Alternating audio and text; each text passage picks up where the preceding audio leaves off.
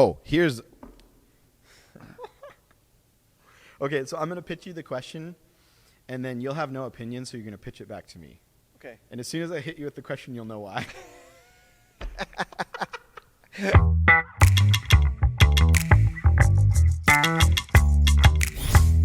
What do you think a church should do when they receive a bid from an AVL company and it's way too much money? It's way more than they were planning on spending. You rip it up,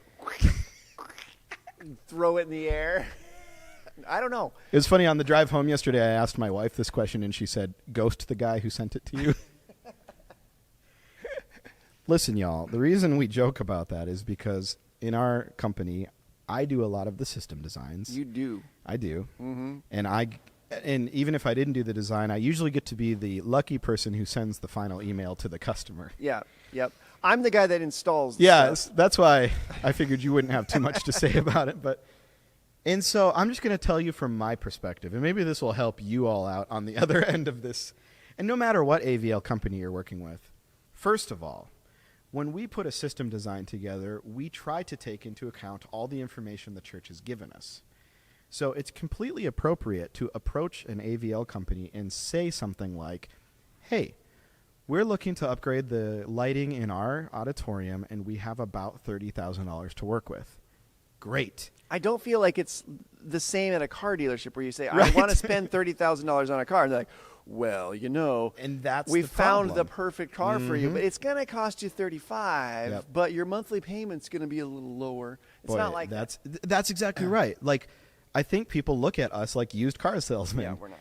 Okay, so if you said $30,000 and the bid happened to come in over $30,000, I can tell you that it's because we were trying to be very thorough. And we talk about this a lot. Like, I'm not a plumber, I'm not an electrician. So if a plumber or electrician give me a bid, I'm trusting that they know what they're doing. And if they say, I need this equipment to make my house run correctly, I'm usually going to believe them. For some reason in the audio-video lighting world, like, people don't want to believe the person. They want to think they're just trying to sell them more gear. Mm-hmm. Now, I will say some companies are just trying to sell you more gear. So there's definitely something to be said about building a relationship. And that's kind of the answer that I wanted to give in response to this. Okay. So I see two scenarios. Let's say that you did not give the company a ballpark. You just asked them to provide you with a certain level of equipment. So maybe you said something like, we want to update our lighting. They came and did a site visit. Well, we would do this. We'd do a site visit. We'd look at all your lighting. We'd talk with you about what you need your new lighting system to do. And then we're going to present you with a bid. All right, so let's say that we throw you a bid and it's $30,000. In your head, without any, maybe knowledge of how the system works, you were thinking it was going to be $10,000. What you shouldn't do is ghost the person, right? That's not the right thing to do? No. At least not, again, we can only ever talk for our company. I Yeah. don't know what other companies would do, but what I would prefer you do is give me a call. Yeah. Right? Because in that case, we didn't set a ballpark ahead of time, and so I was just presenting you with all the equipment that I thought would meet the needs you discussed. Mm-hmm. And if you guys come back to me and say, like, hey, it was a great bid, looked really good, we just can't do that right now. Well, then it's not like we're just going to say, see you later, good luck. Yeah. We're going to work with you. We're going to go back to the drawing board. We're going to present another design. So that would be scenario one. Scenario two is you did give us a ballpark. So let's say that same thing, we did the site visit, and you said we have about $30,000 to work with. We're going to try our hardest to meet all of those needs you asked for in that $30,000 budget.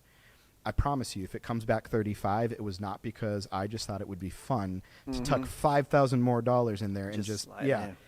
And if you guys came back to me, and this is what I can say for our company, if you came back and said, I appreciate the bid you put together, but we really need it to be a hard cut at 30, then I would tell you, oh, okay, well, just so you know, I wanted you to see all this equipment that you could have. If we take this out, we won't be able to accomplish one goal, but maybe that's a compromise you're willing to make. Yeah. The most important thing is find an AVL company who you can have those conversations with, because some companies won't. Mm-hmm. Some companies will just say, that's our bid, take it or leave it. And at our company, that's not what we're going to do. We want to have dialogues with people. I just had this happen the other day where I presented a really cool control system that was like $26,000. And the client was just honest with me. And he's like, at this time, we're looking to spend like $6,000.